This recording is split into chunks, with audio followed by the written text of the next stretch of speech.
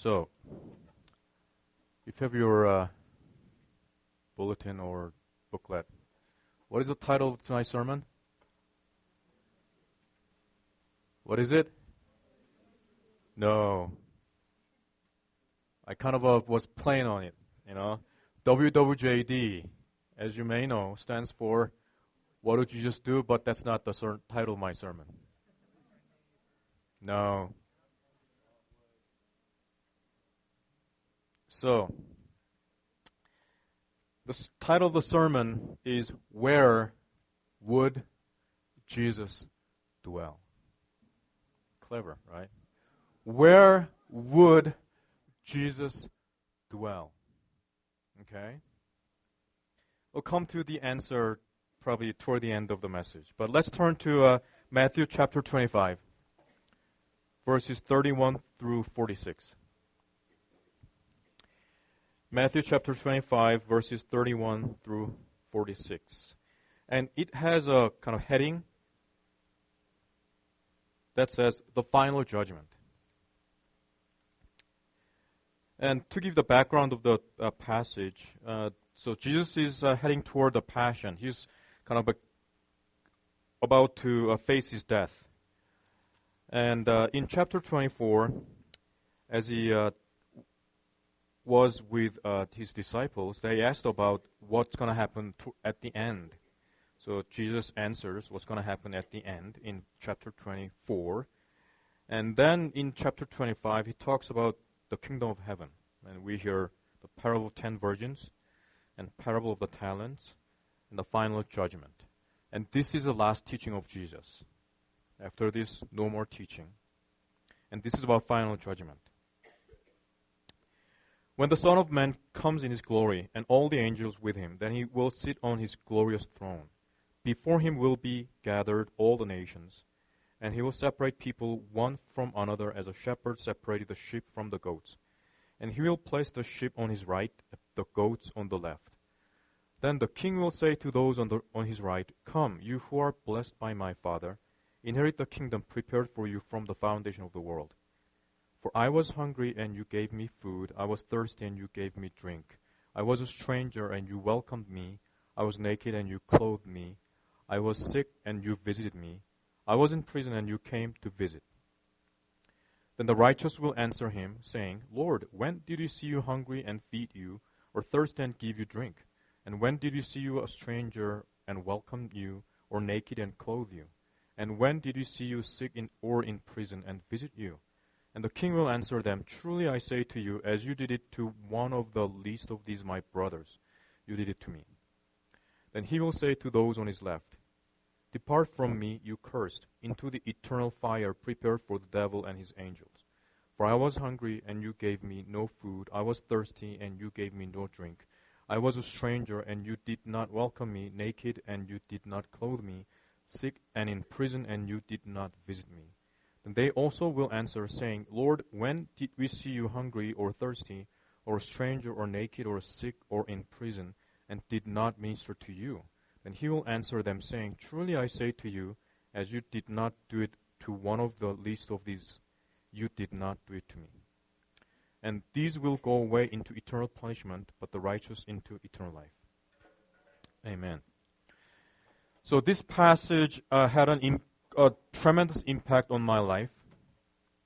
As I briefly mentioned last night, I came to the States in 1994 from South Korea to study at Westminster Seminary in Philadelphia.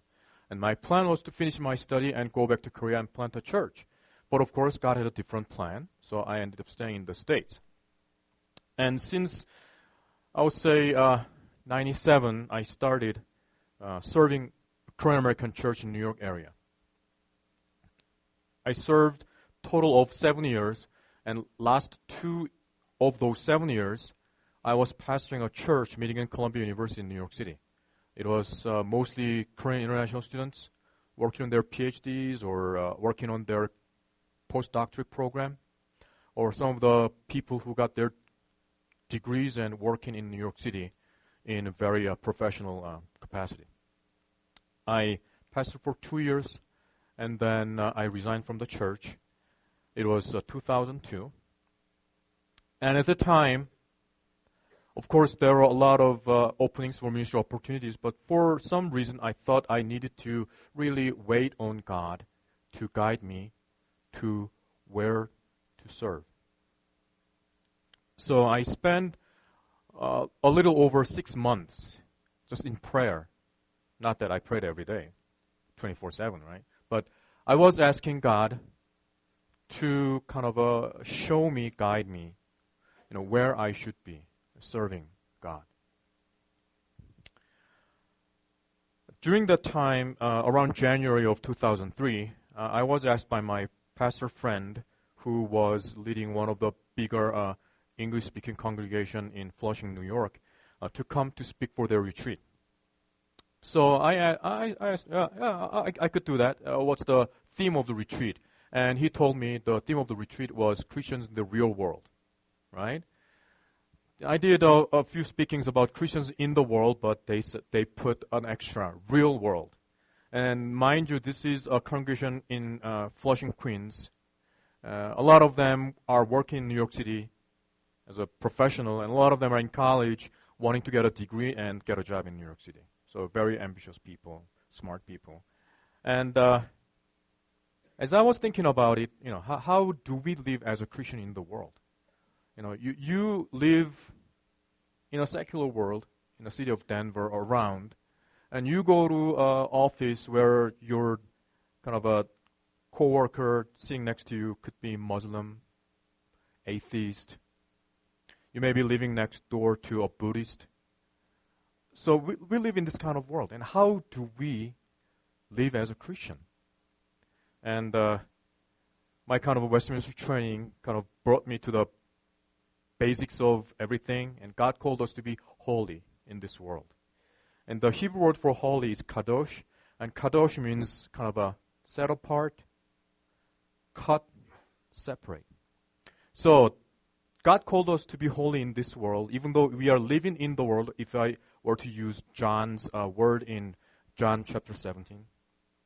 We are in the world, but not of the world, right?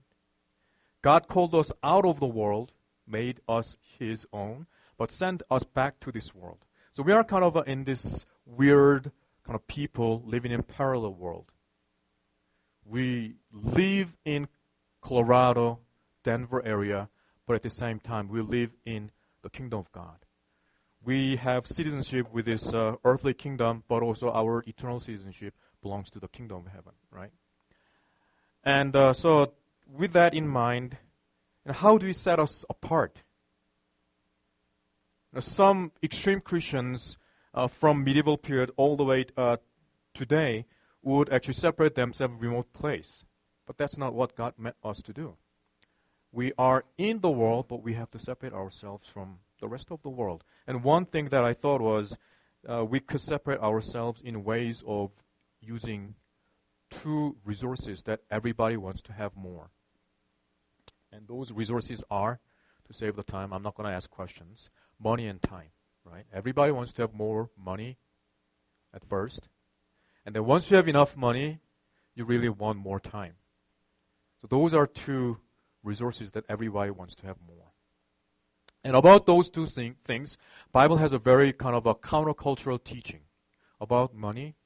Old Testament, you're supposed to give tithe, right? When your income is small, giving tithe is easy. If you're making $30,000 a year, giving $3,000 is not a big deal because it's not a big money. But if you're making $1 million, suddenly $100,000 means a lot. You can make an investment, right? Do the math.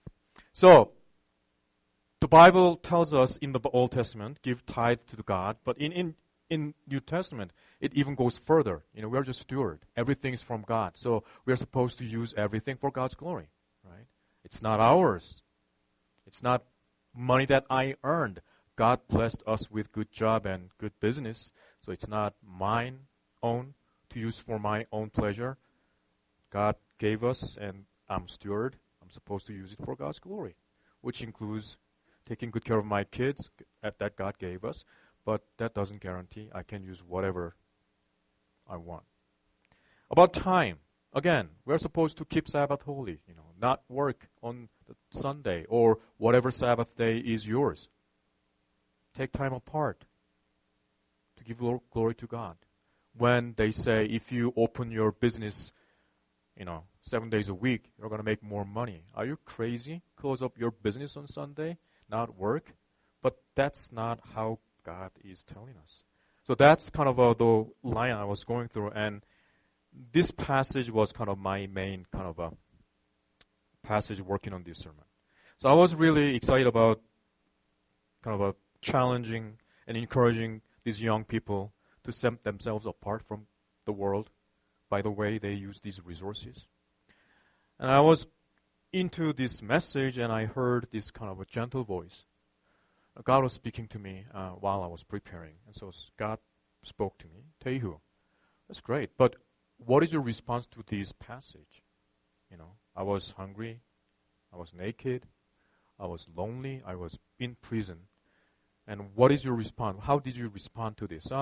I thought, well, while I was being a youth pastor, I took some of my youth group to Habitat for Humanity in Connecticut somewhere in the 90-degree heat. We built a house. We worked on the roof. Imagine doing the roofing job in August in 90-degree with 50 or over humidity. That's not fun. I went to visit prison a few times. I went to soup kitchen a few times, helped out homeless people. The list ran out. Well, God, I did those things, which ended less than a minute, and I'm actually preaching this passage that's not really popular among pastors. And God is like, yeah, that's great, but what is your response right now? How do you respond to this passage? So with my clear conscience, I couldn't really keep going. So I kind of closed up Bible and thinking, God, this is not a good time to do that to me. I need to work on this message, but you are bothering me. So I closed up. A few days passed. Retreat is coming up, so I had to come back to this passage, right? So I was back on this passage, and I was again praying and prayerfully preparing the message, and the gentle voice came back again. He was not angry, but he was again very persistent, and this time the voice was more concrete, realistic. Taehoo, I am. It was winter, mind you, right? I am on the street in Center City, Philadelphia, and there are places where homeless people are hanging out. I'm cold, I'm hungry, and you're in your room, warm, and you had your dinner, and I'm hungry. The voice was very gentle, but very powerful. And then I realized two things. A, I couldn't be a phony pastor who doesn't live out what he preaches, And then second, I realized God was calling me to be a neighbor to the poor. So I went to my professor from Westminster, whom Pastor Alex mentioned last night, Dr. Pastor Manny Ortiz. And, we knew each other, so he said, what brought you to my church? And I told him, what God was doing in my life, and I had a very clear and strong sense of calling from God to minister to the poor and the marginalized. And he told me, great, and he kind of suggested that I move into North Philadelphia, which is predominantly African-American neighborhood. So 2003, I moved to the neighborhood, and that's how my life has been changed. So I'll show you my neighborhood, and I'll continue to bring God's message for us. Probably you could turn this off. The city of Philadelphia. So on that particular day, they made 137 arrests. They confiscated narcotics that's worth $200,000 from the pockets of these dealers. Right? And out of 137 arrests, for whatever reason, the newspaper chose to put a picture that's taken in front of my house.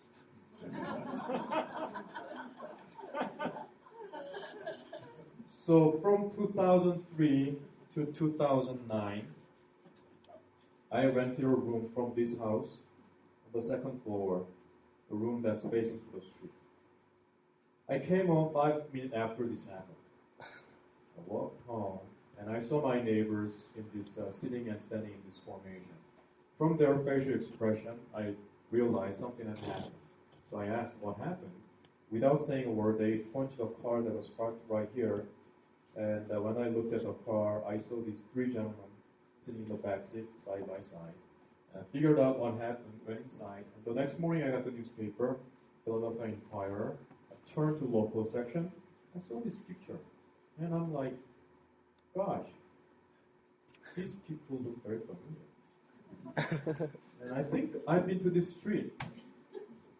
How? And then realized, oh, this is my block. This is my house. These are my neighbors.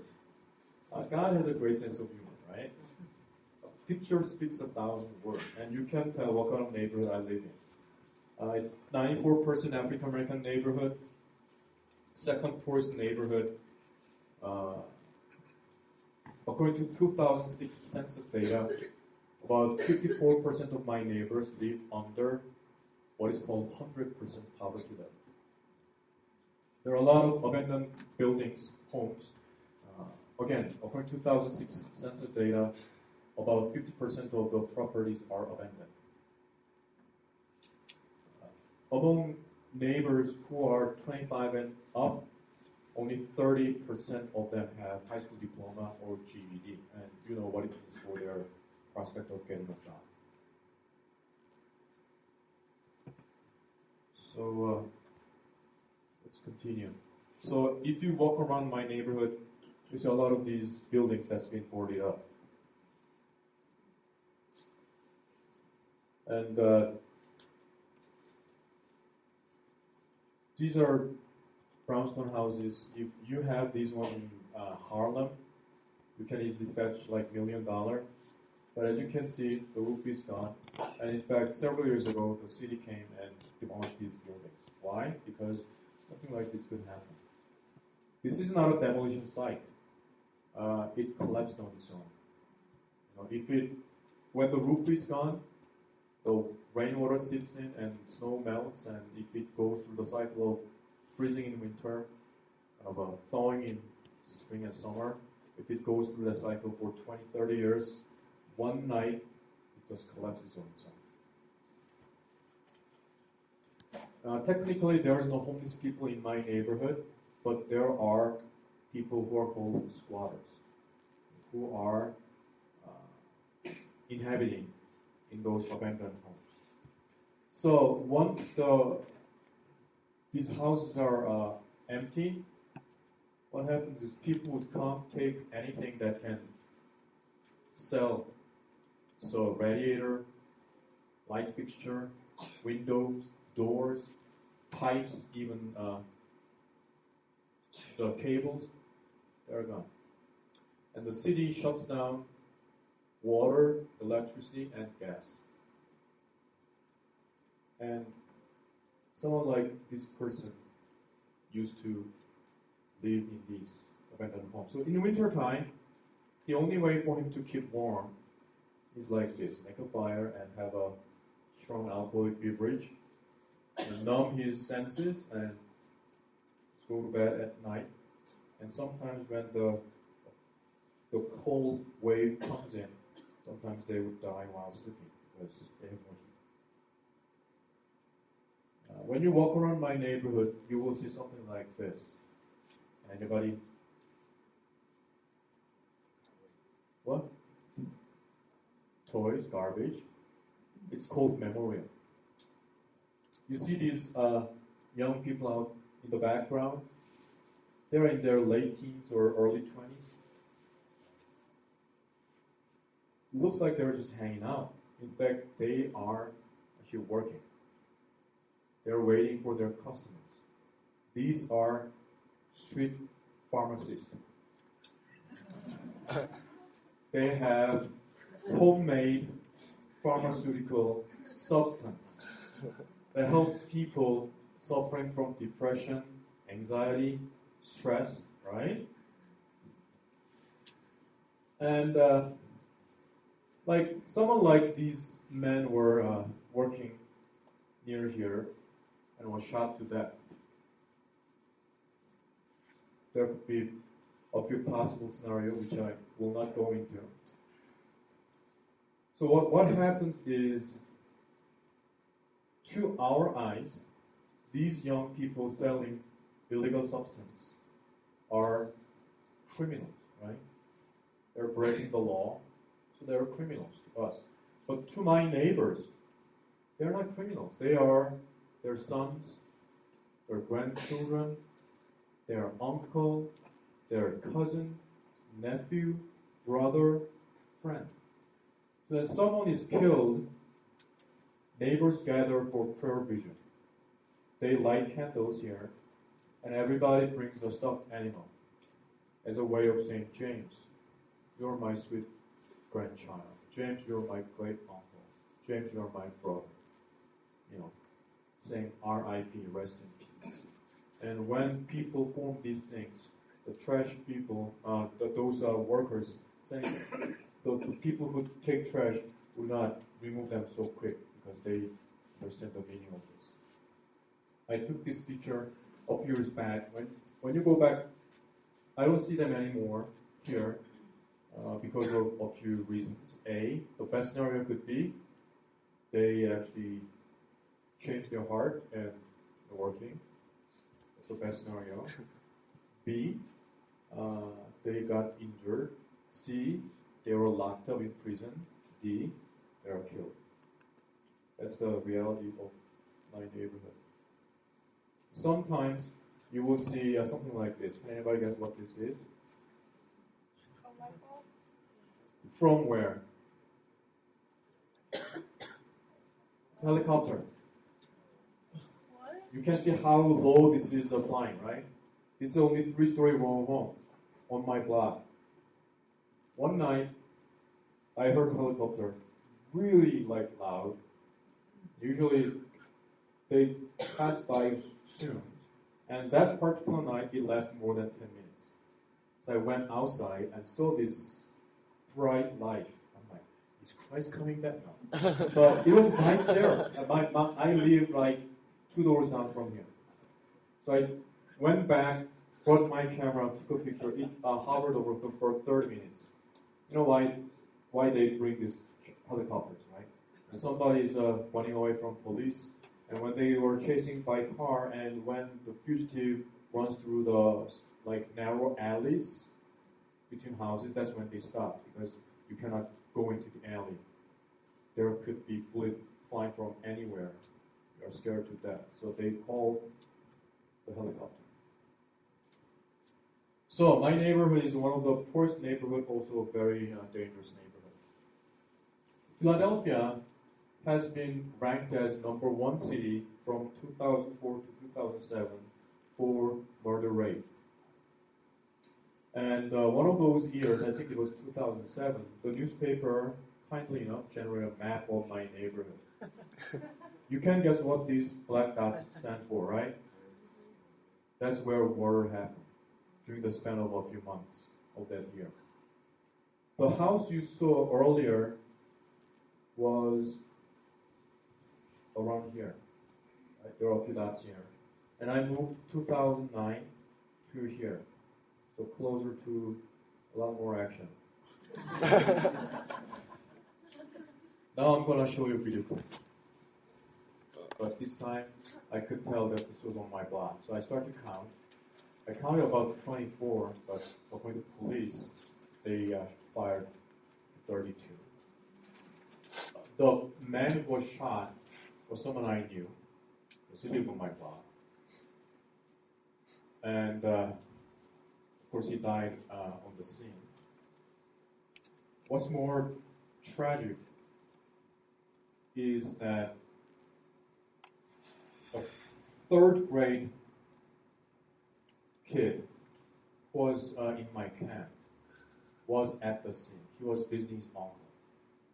Imagine with me, you are visiting your uncle, watching a TV probably, in his room, and suddenly you hear someone kicking the door, and 2 guys just rushed in and start a fire gun to your home.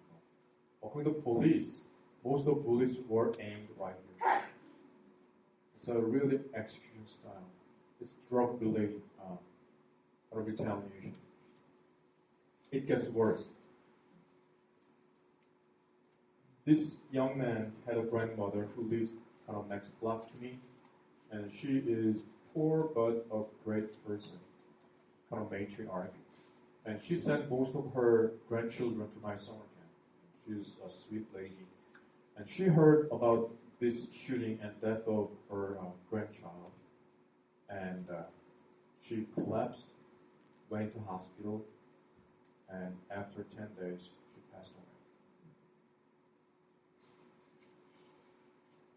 I assume that none of you ever experienced anything like this. Probably you won't have any friend who kind of goes through something like this. But this is normal to most of my neighbors. One of my friends is a school counselor at a high school that most of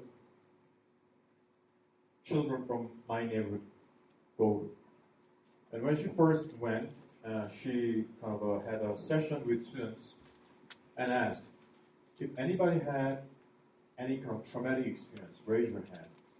No one raised their hand. But by statistics and news, she knew, there are a lot of children here who went through those hardships. So she kind of tried to figure out how to kind of get the right answer, and she realized she had to change the question. So she posed her question. If any of you ever experienced a gunshot, or if you have lost somebody from your family or relative at a gunshot, raise your hand. Everybody raised their hand. If it happened to any of you, you could be excused for the rest of your life, right? When I was 7 years old, this thing happened, and ever since, I couldn't really, put myself together. Everybody pretty much will say, I understand. But for a lot of my neighbors, this is just part of their life. Because of that, until recently, there was this shop in my neighborhood, a few blocks down my street, making custom-made tombstones. And a lot of the names have a kind of the year, and a lot of them were like ended their lives in their 20s.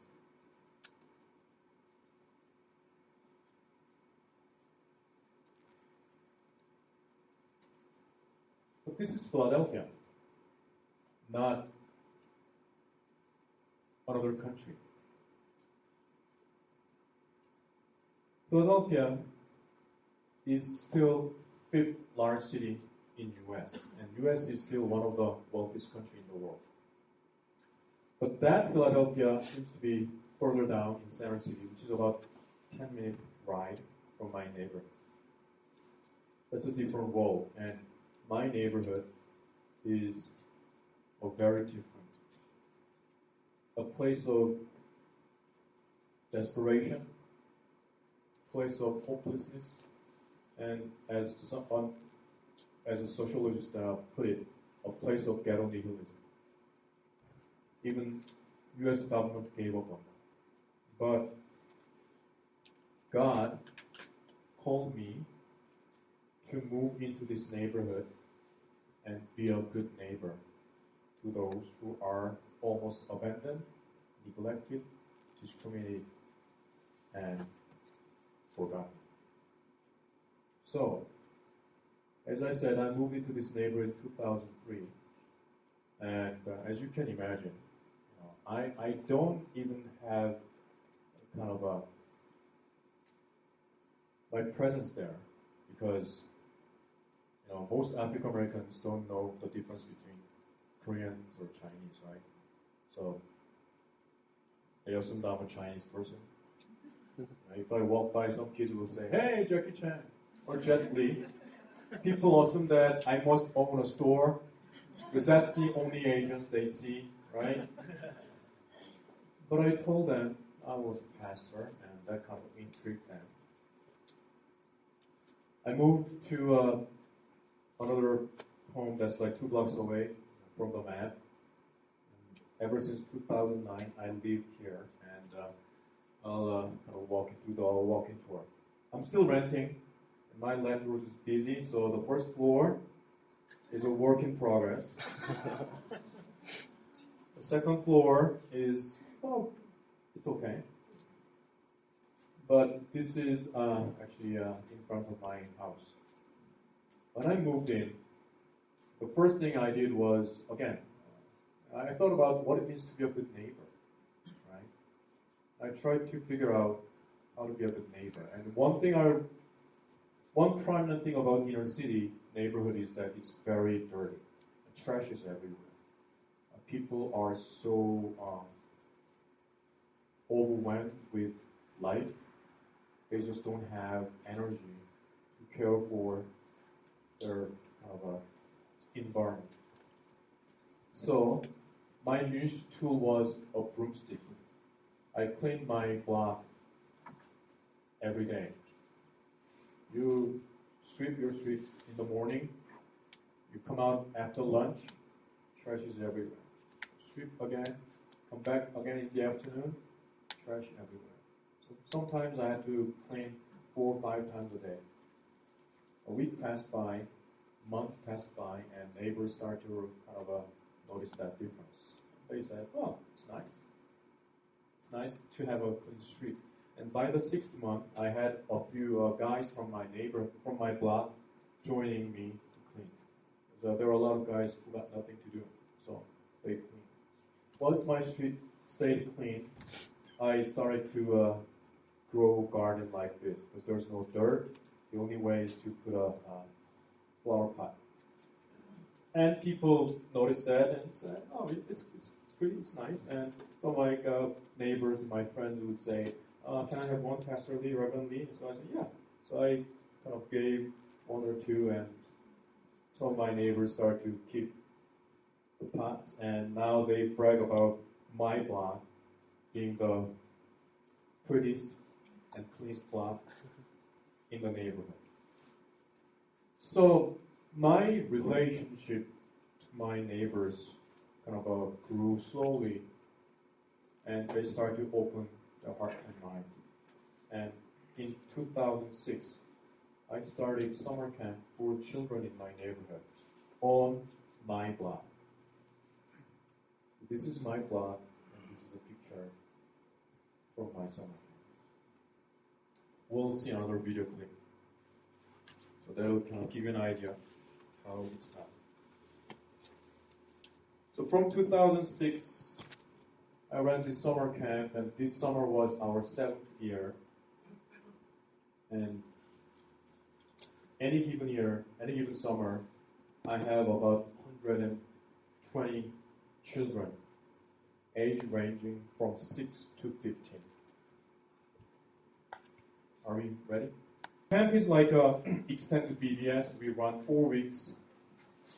And the reason why I started summer camp was because in summertime, for if not all, most of your children here, it's kind of a busy time, right? Going over different camps or getting prep for SATs and whatever, or traveling.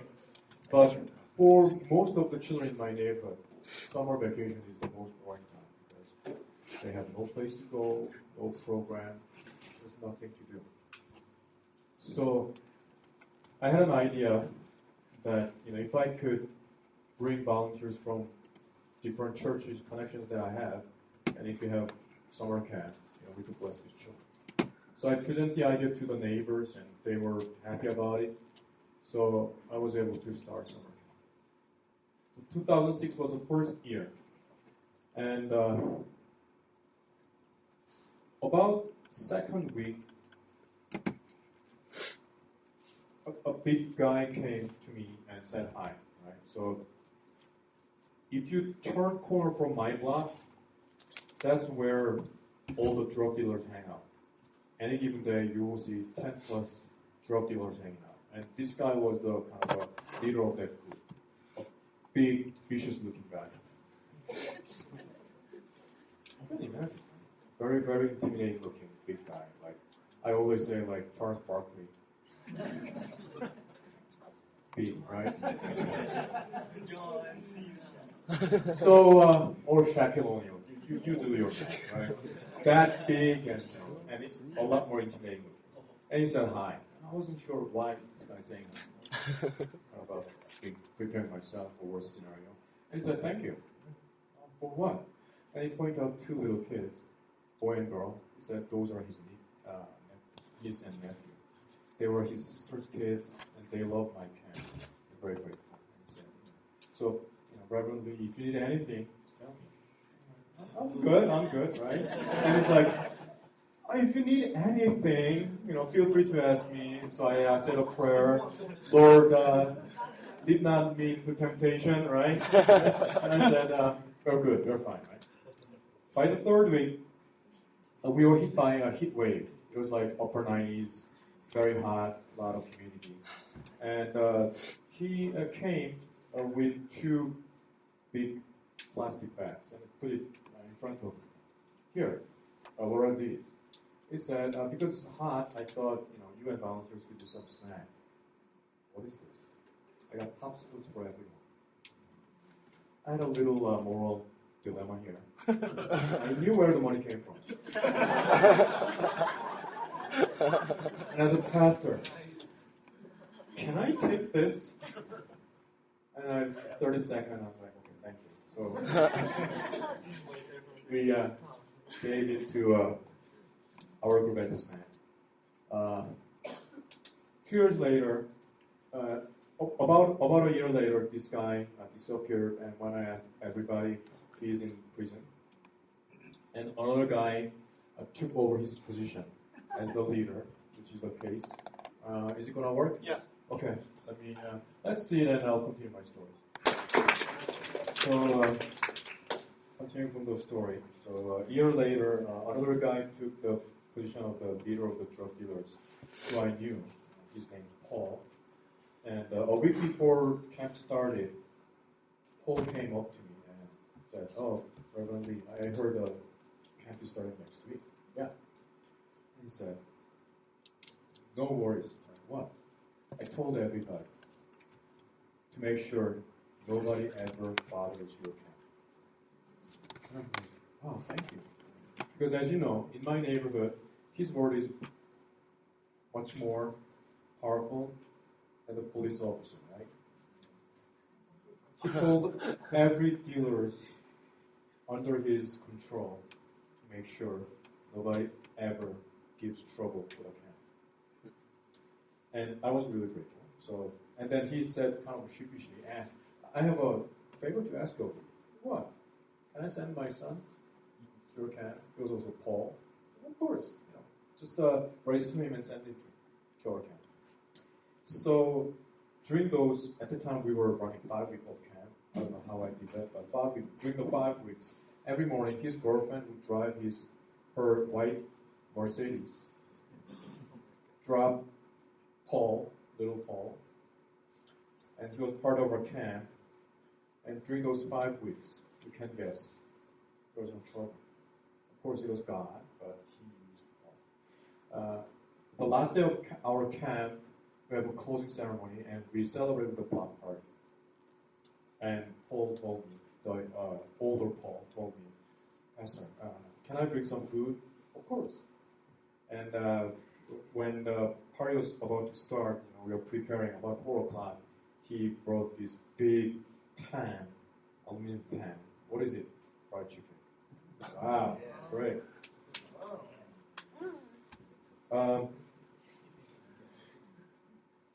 As you see from these pictures, and from the video clip you saw, you won't be able to tell, these children are growing up in such hardship. Because they look very happy, they look like just normal kids. But a lot of these children are growing up in an environment that's hardly even imaginable for some of them. Most of these children grow without their father. one summer, my volunteer registered 4 children that 20-some-year-old mother brought. Ladies, do the math. Okay? We'll get to that later. And she registered all 4 of them and made sure they got the information and sent them back. We'll see you tomorrow. And she realized something's not right. And she went back. All 4 children's last names were different. So just call them. And your siblings. Yeah. She's your mother. Yeah. How come you all have different last names? And they were like, yeah, we all have different lives. That 20-some-year-old lady had 4 children through 4 different boyfriends at different stages of her life. Probably starting at the age of 15, some as early as 13. And she got 4 children through 4 different boyfriends. And none of those men are living with her, supporting the children. Can you imagine your 13-year-old, 15-year-old daughter raising a child raising a child? Therefore, because of these young single moms are so stressed out, burdened by life, sometimes they become addicted to substance. They become either alcoholic or they become addicted to crack. And there's a term, and if you're in social work field, you will know, crack babies. Right? They take that drug throughout their pregnancy without really thinking about it. And that crack has of course, chemical and all kinds of impact on the baby, the uterus, and the baby's born. The baby's born with physical defect, even worse, some brain damage or mental issues. Some of them are suffering from severe domestic violence. One summer, as they were doing a kind of a small group Bible study, one of my volunteers asked them to share a prayer request. And 7-year-old asked that pray for him that he will not die that night and come back to camp tomorrow. And she was like, "What do you mean?" His mother had a boyfriend, and boyfriend hated him, and he would beat him up. Sometimes he would kick him on top of the staircase. He would stumble down. So he's literally living with a fear of death. And some of them, we could tell, suffer from domestic violence. They are poor. They don't have, not all, but a lot of them don't have enough of a support from family because they are so poor, stressed out. If mothers are not in kind of a drug, some of the moms who are really responsible are working 2-3 jobs. Because if you're getting minimum wage, there's no way to support your family by working only one job. So when they're working 2-3 jobs, these children are left with either grandmother or aunt or somebody in the neighborhood. So literally, these kids are neglected. The school they go to, public school system in Philadelphia is really, really bad. The high school dropout rate is about 60%. And even if they graduate from high school, in the public school system in Philadelphia, especially my neighborhood, their reading skill is equivalent to like 5th, 6th grader in a decent school district. So they are destined to fail. One of the high schools in my neighborhood had a slogan outside of the building for a long time. Striving for proficiency. Not even excellence. That's how things are. They had like caged window, they had metal detector. Looks like walking to prison in our school system.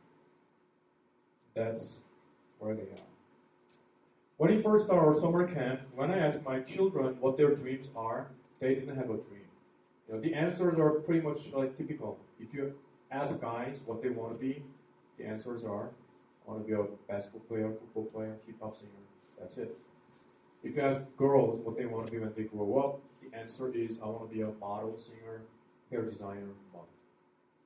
If any of your child gives that kind of answer, you won't be happy. College was not an option to these kids. Of course, college is not an option to all of you, right? We're going to go to college. It's not an option. You're going to college. If you say to your parents, Mommy, Daddy, do I have to go to college? Then you'll be like, what, 자식? For my language, right? 죽을래? You want to die, right? It's not an option for you, right? Grad school can be an option. If you want to go, you can go, and you don't want to pay for it. But for my kids, it's not an option for very different reasons. Hardly anybody went to college in their family. For them, college is not in their radar. It's for white folks or Asians, not for them. But what I try to do through this camp is to really tell them that God loves them. How do you tell the story of gospel to these children? By making your message very tangible. So as you saw, the camp is pretty good, right? Pretty decent. It's free. We don't charge a dime. I have at least 30 volunteers working with these children who love them. Even though I run on street, I always tell them, my volunteers, that this is not a soup kitchen. I have a thing about soup kitchen, as you can tell. I don't like soup kitchen. Why? Because there is no way I'm going to take my friend to soup kitchen. If I were going to treat my friend for a meal, either I'm going to take my friend to my favorite restaurant, or I'm going to invite him to my home. That's the reason. So I tell them, we are not inviting these children to soup kitchen. We're invited to our sit-down restaurant. Even though we run on the street for various reasons, we do our best, and we love them. And we've been doing this for 7 years, year after year, except those 3 years I was out of country for immigration issues.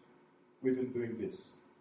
And now neighbors know, children know, that if this camp is going on for 7 years, for free, taking to field trips, taking them to state park, to enjoy summer day, they know God loves them.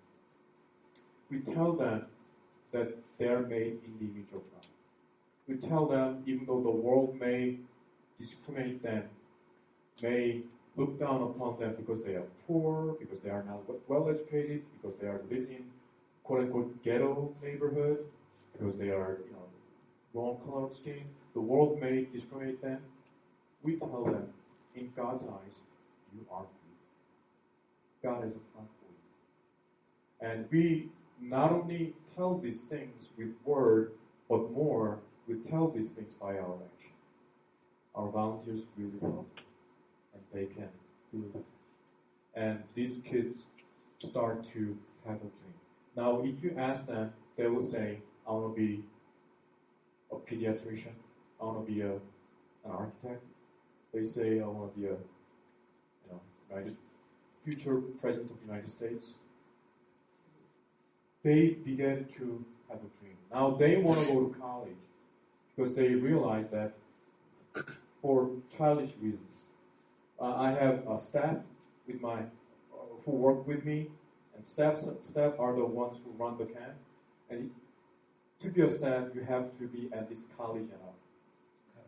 So for them, if they want to have kind of a muscle and power for over the summer camp, they know they have to go to college. Very childish reason, but I think it's a good thing that they have actually some goal that's set. I can tell you many stories of God working miracles, but time's limited, and I want to share just one story. One summer, a young mother came and asked around who runs the camp, and people said, he's the guy. So she came up to me and said, thank you. For what? And she told a story. A few weeks before our camp started, she and her boyfriend were sitting in a car, getting ready to go somewhere, and somebody just came and took out a gun and shot his boyfriend right there. Can you even see in a car in that narrow space, and somebody just shot your boyfriend, and he died right there. I'm not going to go into the details. You can imagine, right? It was such a shock. And she didn't know how she went through the funeral, right? And she couldn't have a normal life because when she was awake, she was haunted by the image. When she tried to sleep, the image haunted her.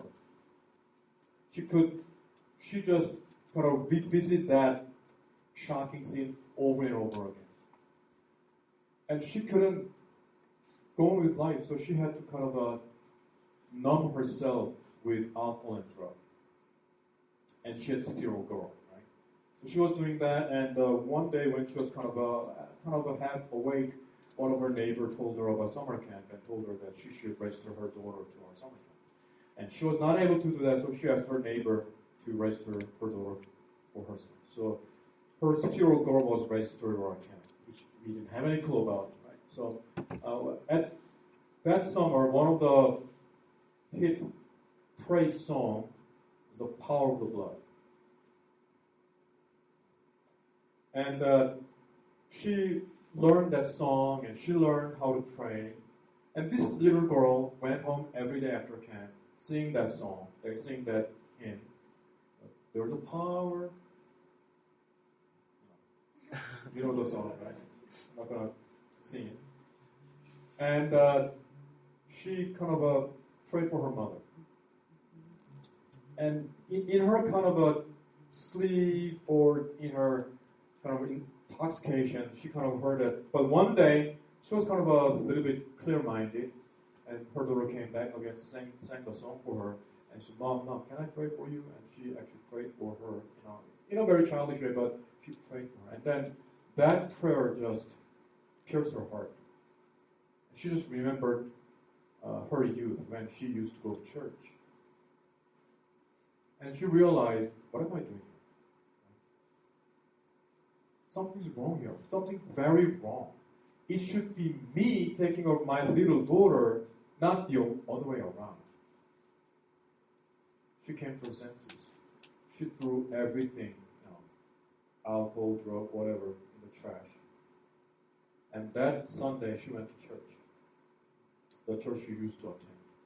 And from the moment she entered through that door and until the service ended, she was just weeping. Most black churches altar call. That Sunday she went, rededicated her life, and ever since she was sober and trying to take care of her daughter. And she said, thank you for making that happen. And I'm like, thank you. Because we didn't do that. It's God. I didn't plan that. But God somehow used our camp to bless this family. And there are many of these amazing stories. And how did this happen? It's all because I kind of obeyed God's calling. And it's because I moved into this neighborhood and became their neighbor. So, the question, where would Jesus dwell if he were to come visit now? You can guess the answer, right? If you read through the gospel stories, especially from Matthew, Mark, Luke, he mostly hung out not in Jerusalem, which was the center of culture, politics, and religion, but he's known as Jesus of Nazareth. Nazareth was kind of Orthodox town at the time. He spent most of his time in Galilee, which is kind of outskirts, where there are a lot of foreigners and workers and kind of peasants and fishermen. He associated mostly with social misfits, right? Who are known as sinners, tax collectors, sinners, and prostitutes. Why? Because that's what gospel is all about. We talk about incarnation all the time, but most of the times when we talk about incarnation, it ends up being just a theological concept. God becoming one of us. We should go further. He not only became one of us, but he was born as a son of a carpenter, working class. He was a refuge when he was an infant. His parents had to flee to Egypt as a refuge. He came back, and until he started his public ministry, he lived as a carpenter. Again, manual labor. And he spent his time in a very poor neighborhood, spent his time with those poor. Why? Again and again. Because Jesus was about restoring shalom. So I believe that if Jesus were to come again, or if Jesus were to visit, he would hang out in those places, skid roads, or where there are rural poverty. I'm pretty sure the president would want to invite him to White House or all those wealthy people invite him to fancy places, but I'm pretty sure Jesus would rather spend time with those poor.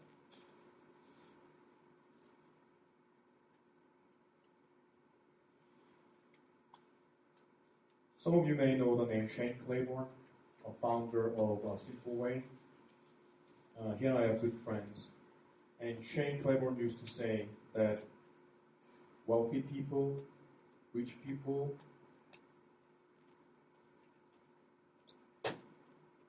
the reason why wealthy Christians and rich people don't really do much about the poor people is because they don't have any poor friends. It's not because they don't care, it's because they are so separated from the poor people. They don't know any poor person. That's why they don't really do anything about it. If they get to know poor people, if they get to know one homeless person, they would begin to help. And how does it happen? It's like Jesus. He, according to Scripture, was equal with God. But he didn't consider himself to enjoy. He humbled himself, he emptied himself, he became one of us. If that's what Jesus did for us, then we need to begin to think about where we live. I'm not asking you to move into my neighborhood. That's not for everybody. It's about where you are heading, where you are looking. Are you looking upward mobile as this world tells you? Or are you looking with Jesus toward where the poor people are? And with Jesus, are we willing to take one step toward the neighbors for whom we should be doing the work of mercy? I often say that your address is your confession of faith. Think about it.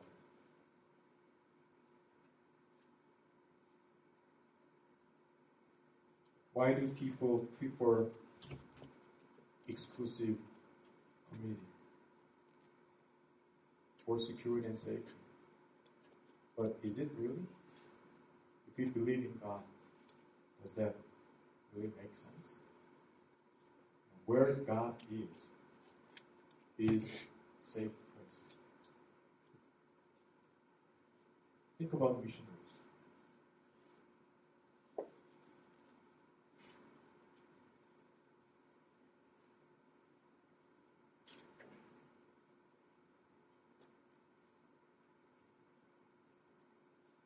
She's one of the girls who grew up with our cat. She's one of those poor child going through a lot of difficulties, but as she's praising God, you can see her face of being radiant. There's kind of joy in her face, and that's the miracle I get to experience every day. People see poverty, crime, and dilapidated houses in my neighborhood. But I see something very different. I see God at work. I see Holy Spirit moving things around. And I see God building up His kingdom in the middle of my neighborhood. And that is not just for me, but that's a privilege that's given to all of us.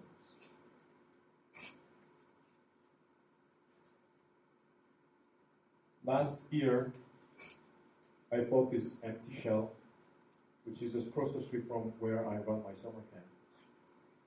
That's been abandoned for 30 plus years. It's a really mere shell. There's no even wall dividing inside the house.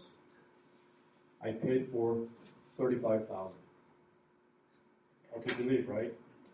And this summer, you see these empty lots? I bought 2 adjacent lots that are just empty.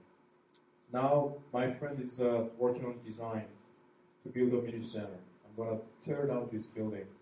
I'm going to build something so that I could run after-school program, prayer meeting, Bible study, and you name it. It's going to be a place for community. It's going to be a place of prayer and worship and place of hope. When I announced that to my neighbors were so excited because now they have a building that is a symbol of God's goodness.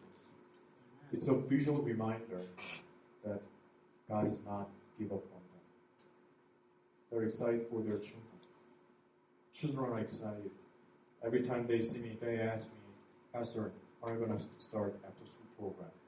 I tell them, once the building is up, I'm going to be able to do that. But they're excited. Neighbors are excited. And it's all because of God's grace. So,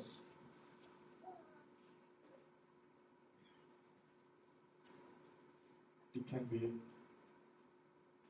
your blessing too. You can become a channel of blessing wherever God is calling you.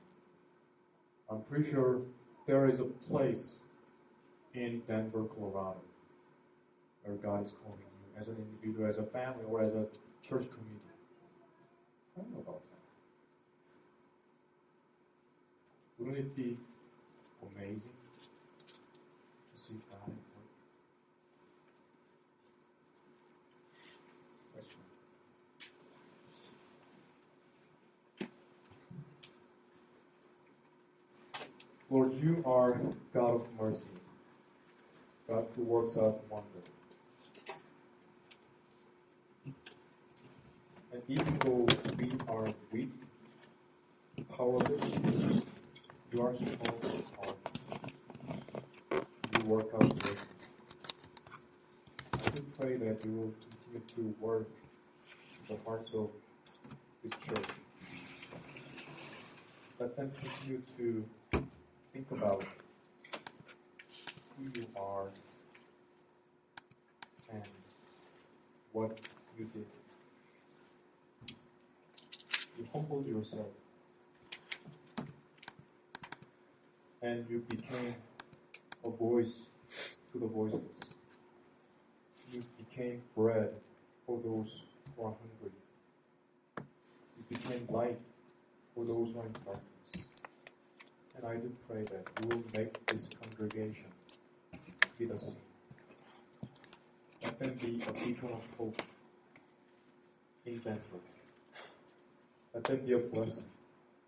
And let them experience this miracle that you are still at work. We delight to be our mission partner. May this